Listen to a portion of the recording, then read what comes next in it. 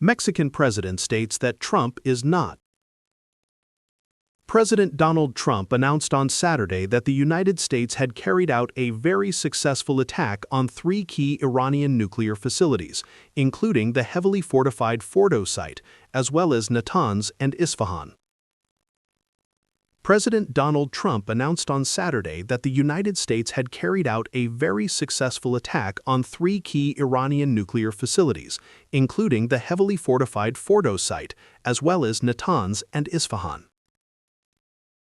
In a post on Truth Social, Trump declared, "We have completed our very successful attack on the three nuclear sites in Iran, including Fordo, Natanz, and Isfahan."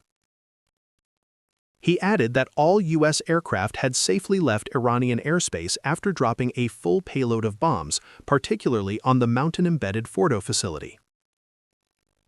"This is an historic moment for the United States of America, Israel, and the world. Iran must now agree to end this war," Trump wrote, framing the strikes as a decisive blow against Iran's nuclear ambitions and a step toward regional peace. The operation, which involved advanced U.S. bombers and precision munitions, aimed to significantly degrade Iran's uranium enrichment capabilities. Trump later described the sites as completely and totally obliterated, though independent damage assessments have varied. He called the events outrageous and warned they will have everlasting consequences. Iranian response. Iranian Foreign Minister Abbas Araghchi strongly condemned the strikes in a statement posted on X. He called the events outrageous and warned they will have everlasting consequences. Araghchi described the U.S. action as extremely dangerous, lawless, and criminal behavior, accusing Washington of violating the UN Charter. In accordance with the UN Charter and its provisions allowing a legitimate response in self-defense, Iran reserves all options to defend its sovereignty, interests, and people, he stated. Global reactions. World leaders offered divided responses.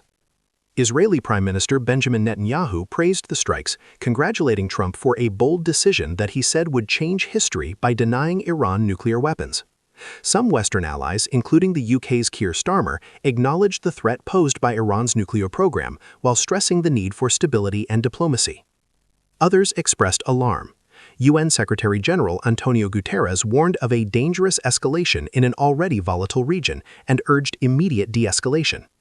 Leaders from Russia, China, and several European nations called for restraint, emphasizing the importance of returning to negotiations and avoiding broader conflict.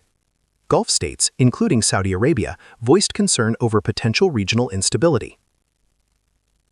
The strikes marked a significant U.S. escalation in the ongoing tensions with Iran, coming amid stalled nuclear talks.